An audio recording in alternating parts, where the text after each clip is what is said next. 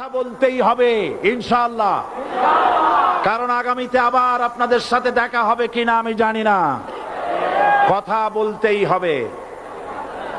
বসেন, কেউ দাঁড়িয়ে থাকবেন না। আমি দেখতে পাচ্ছি বাংলাদেশের ভাগ্য আকাশে উত্তর গগনে কালো মেঘ জমা হয়েছে, ঝড়ের পূর্বাভাস লক্ষ্য করছি। যদি মোকাবেলা করতে না পারেন সক্ষম ভাবে, এমন অন্ধকার গাঢ় কালো অমাবস্যার রাত আসতে পারে যার সুবে সাদেক হওয়া অসম্ভব। সুতরাং আপনারা কি কাপুরুষের মতো কাফের মুশরিকদের গোলামি করে মরতে চান? বিড়ালের মতো 500 বছর বেঁচে থাকার কোনো লাভ নাই। সিংহের মতো 1 ঘন্টা বাঁচতে চাই। আমাদেরকে বলা হয় সাম্প্রদায়িক উস্কানিমূলক কথা নাকি আমি বলি।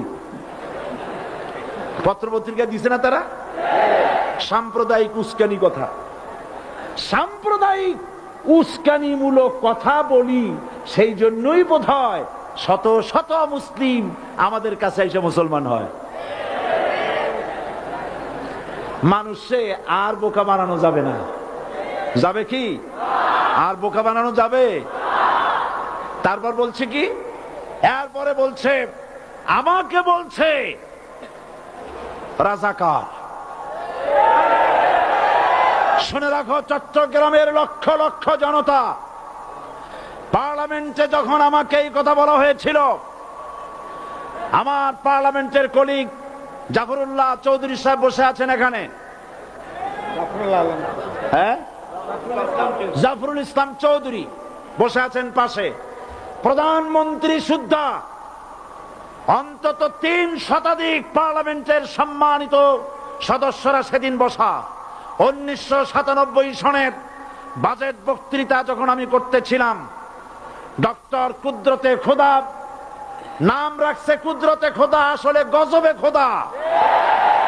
এই লোকটি নাস্তিক, ইসলামের চূড়ান্ত দুশমন। তার প্রণীত শিক্ষা ব্যবস্থার যখন সমালোচনা করছিলাম, ট্রেজারি বেঞ্চ থেকে আমাকে বলা হলো রাজাকার। আমি আমার সমস্ত শক্তি একত্রিত করে বলেছিলাম শুধুমাত্র হিন্দুস্তানের রাজাকারেরাই আমাকে রাজাকার বলতে পারে।